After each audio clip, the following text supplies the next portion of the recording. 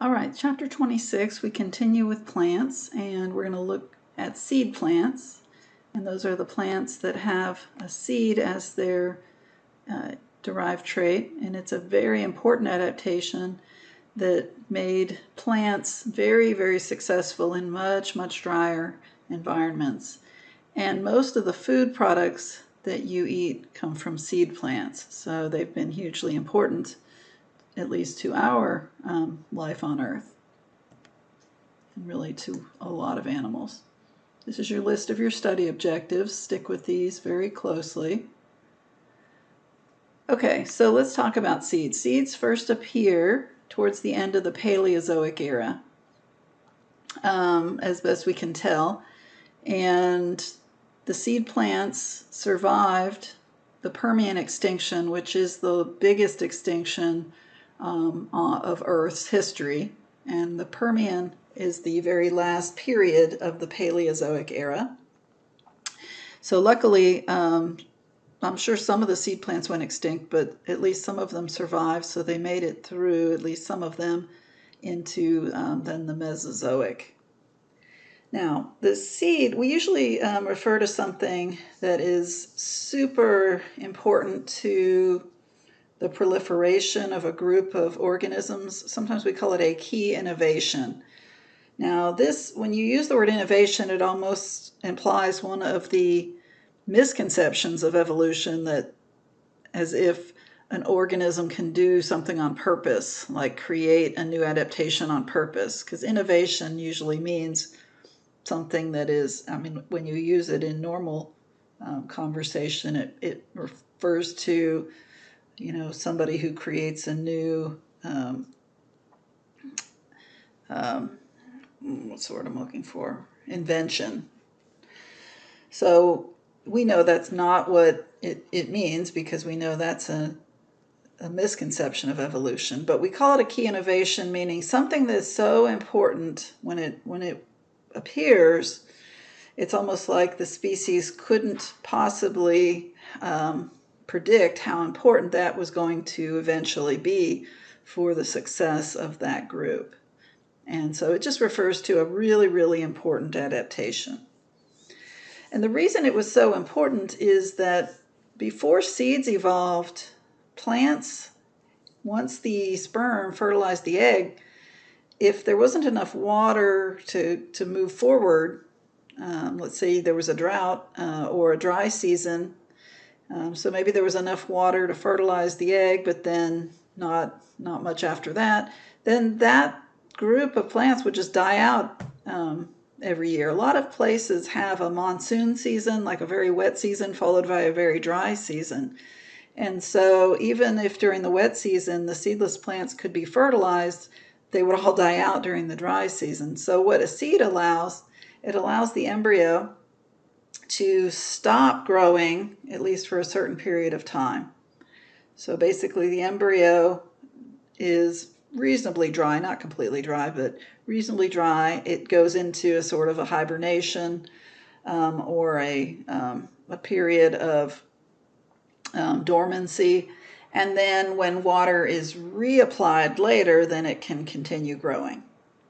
So when you have a seed, a dry seed that you get in a package from the garden center, and you put it in water, it reactivates the embryo and it starts to grow again.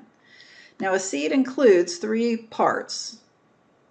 The anatomy of a seed includes the embryo, and then surrounding the embryo is tissue called the endosperm, which is kind of an unfortunate term because the word sperm, well, frankly, the word sperm is used all over the place.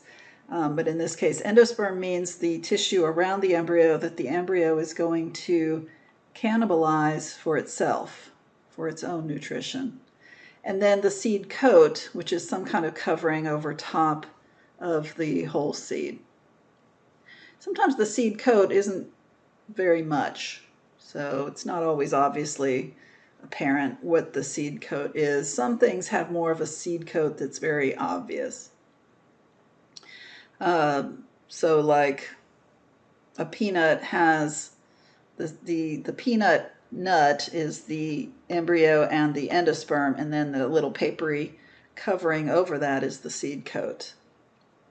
And then the shell of the peanut's actually the fruit, but we'll get to that later. But in any case, the seed was a very important innovation, a very important adaptation. And the first plants that evolved probably just had seeds. So it's embryo, food for the embryo, which we call endosperm, and then a seed coat. Now later, in later branches of the evolutionary tree, an additional adaptation is the appearance of fruit. And fruit is another layer of tissue on top of or surrounding the seed. So another layer on top of the seed coat would be the fruit. So anything that is surrounding on top of a seed is a fruit. So that's why I say the shell of a peanut is actually, the shell portion is the fruit. Not a fruit that you would want to eat. I'm trying to think. Do I know people who eat peanut shells? You could probably eat them. I don't think they would digest. I do know people who eat the skin off of an orange. You can eat anything you want, but sometimes you throw up. But anyway, naked seeds it doesn't mean naked like you might think, oh, naked, there's no coat. No, they always have a coat. But naked means no additional layer, no fruit on top of that coat. So naked seeds, just the plain seeds evolve first, and then later seeds with fruits surrounding them. The other thing that happened at the same time is that instead of having sperm, which needed to swim to the egg, there is now going to be, in the seed plants, there's going to be an adaptation where the sperm is enclosed in a small group of cells called the pollen grain.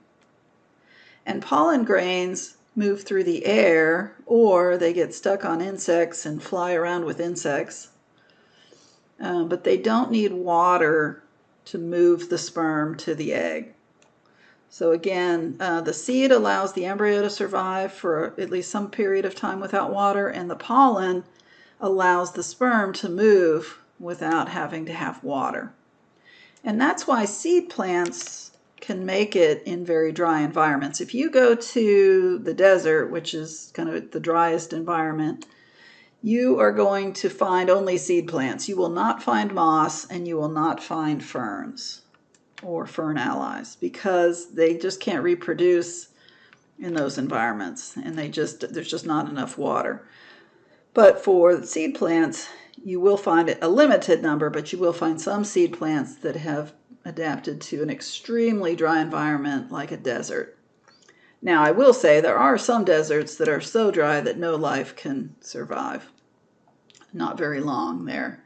But I'm talking about deserts like the Mojave Desert, and if you go out through West Texas into New Mexico and into Arizona. So those are deserts, but there are some plants, but it's very dry.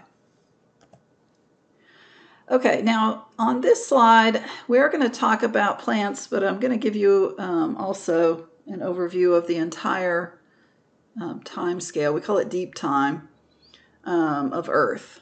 So there are some things on this slide that you are going to need to know. And so let me get my pen going. Okay. And one thing you'll notice on this scale here, this scale that they're using is the scale, there is no scale. So when you draw a timeline, there should be a consistent distance between the periods of time. But what you'll notice is that this little section here is only 1.6 million years, and then the same section is now almost 65 million years, and so there's no regular scale on this timeline, so it's terrible. But what we do want to focus on is just kind of knowing some basic time periods. So this time period we're going to call Precambrian time. Write down Precambrian. Okay, so Precambrian time goes from, this is when Earth first forms, which is 4.6 billion years ago. And Precambrian time goes all the way to about here. So this says 570 million years. I think what a number that you'll see often is 545 million years. But Precambrian time takes up most of the timeline. And on this drawing it doesn't, but that's because they didn't make the drawing to scale. They didn't want to have page after page of just emptiness. So they squished this section together. But this is Precambrian time, and it encompasses most of the timeline of Earth's history. Somewhere around here, 3.5 billion years ago is when life single-celled life first begins. And then probably about 2.5 billion years ago is when single-cell eukaryotes first appear. And you'll remember from your endosymbiont hypothesis that it's really a combination of prokaryotes that probably formed the first eukaryotes. But in any case, this is a very broad period of time. It's also a period of time that we don't have a lot of information or data because it's hard to find fossils that are this old. The layers of the Earth's crust have turned over. They come up and then you probably know something about the rock cycle, but the rocks turn over, and so a lot of those fossils are lost. All right, now here's the Cambrian period. That's the first period in the Paleozoic era. So everything before this is called Precambrian. And then this is the Permian period, which is the very last period of the Paleozoic. And the Permian period is when the biggest extinction of all of Earth's history happened. So Permian extinction is the #1 biggest extinction. The one that you're familiar with is really the one at the end of the Mesozoic. You remember that between the Mesozoic, the last section of the Mesozoic, the last period of the Mesozoic is the Cretaceous, and the first period of the Cenozoic is the Tertiary, and that's where they get the KT boundary is that boundary there. K for Cretaceous. That's because there's already a C with Cambrian. So they used a different letter. So KT boundary. All right. And so at the very end of the Precambrian time and at the beginning of the Paleozoic, we have an event called the Cambrian explosion. So I'll talk about that a little bit later. It's almost like the reverse of a mass extinction.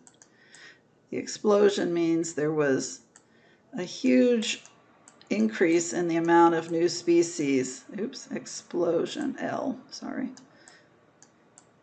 It wasn't an explosion in the sense of like a physical explosion, like it wasn't like a bomb or a meteor hit the Earth or anything like that. It was just an explosion in the number of new species that suddenly appear in the fossils on Earth. Now, at the end of the Permian, you have a mass extinction. At the end of the Cretaceous, you have a mass extinction. So these are very important time periods. I mean, if we're just setting up a basic timeline. During the Paleozoic, that's when the seedless plants first appear. Seedless plants, land plants, first appear in the early Paleozoic. And throughout the Paleozoic, the seedless plants are the ones that prosper and fill up all the landscapes, but only the landscapes with water. But then towards the end of the Paleozoic is when you first see the appearance of some seeds. And then those make it through the Permian extinction, and those become very prolific and successful for the rest of these time periods. So seedless plants appear on land at the early Paleozoic, and then seeds then appear towards the end of the Paleozoic. Now seedless plants are still around, but now seed plants are much more dominant in terms of how common they are and how important they are. All right, so that's a very brief timeline. Precambrian, 4.6 billion years ago to about 545 million years ago. The Cambrian explosion marks the boundary, marks the beginning of a new era, which is Paleozoic. The end Permian extinction marks the end of the Paleozoic. Mesozoic is ruled by the dinosaurs. So dinosaurs evolve and then go extinct within the Mesozoic. And the Cenozoic is what the period that or the era that we're now in. And the mammals dominate the Cenozoic. So just a very brief overview. All right. So in the Permian, that's where you start to see some of the early seed plants. But this is really interesting because you have to realize that it takes millions of years typically for things to evolve. And so in that gray period, you have things that are sort of crossovers. So they call this plant a seed fern, which means it has some characteristics of the fern and appears to have seeds also. So it's like what we would call a transitional species. So they find things that are transitional. They seem to be like ferns, but they have seeds. And they find those transitional species then in these rocks, in rocks that have the age of the Permian. So just, you don't have to memorize the name of this, but it's just the idea that there are transitional species that we can find in the fossils. And I'm not showing you very many of them, but just a couple. All right. This is a ficus from the Cretaceous period. I always think it's interesting that they can find fossilized pollen. That impresses me. I mean, I understand a fossilized leaf or leaf imprint in the rock, but pollen? I mean, geez, get out your microscopes. But they do. They spend a lot of time looking for fossilized pollen because it helps them to identify the species. And you can actually see these are, for example, 3 different fossils, but they appear to be of the same kind of pollen grain, same species. These appear to be a different species. These might be a different species. So they try to group them up and see how many different species they can find. But they're just looking at appearance. It works pretty well. Okay, the phylogenetic tree. I'm going to simplify this quite a bit, and so you can sketch out the one that I end up drawing in red. We're going to mark these traits on the tree, and we're going to kind of summarize this. There was an ancestral green algae, and that's at the root here. That's the common ancestor of everything on here. And then the tree splits, and you have, sorry, I don't know why my mouse does that. You have the charophytes, which are modern organisms, and then this other branch leads to the land plants. So these are the land plants, and all land plants have the alternation of generations life cycle. So I'm just going to write A of G because I don't have space. And then this splits, and you have the bryophytes. You can just say bryophytes. And then here, I'm not going to worry about extinct things, but here you have ferns and fern allies. So we're just going to have one branch that goes, I guess, here to ferns and fern allies. And so the critical trait would be vascular tissue, VT.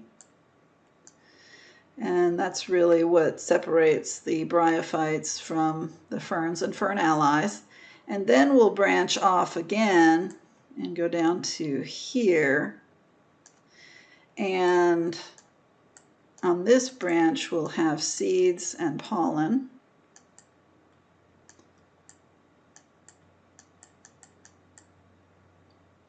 And then this is gymnosperms, and this is angiosperms. And on the angiosperm branch, we'll have flowers and fruit. I'm just going to put F and F. So if you can kind of see how I'm drawing this, I've got the ancestral green algae, leads to some modern green algae, but then the land plants start over here with the alternation of generations life cycle. Then the bryophytes, you know some of the characteristics of the bryophytes, but they don't have vascular tissue. That's on the other branch right here. And the vascular tissue leads to the ferns and fern allies, and it also leads to the gymnosperms and angiosperms. But the gymnosperms and angiosperms are the seed plants. And so that's what we're focusing on in this chapter. And the seed plants also have pollen. And then the angiosperms have additional things which we call fruit and flowers. So that gives you an overview really of the tree for both chapter 25 and 26.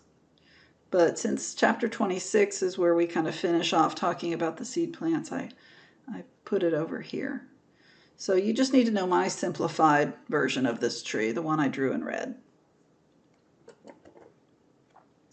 Okay, I'm going to take a break here and then get into the nitty-gritty about the seed plants and how the alternation of generations life cycle, how the script is a little bit modified versus that script that we practiced in chapter 25.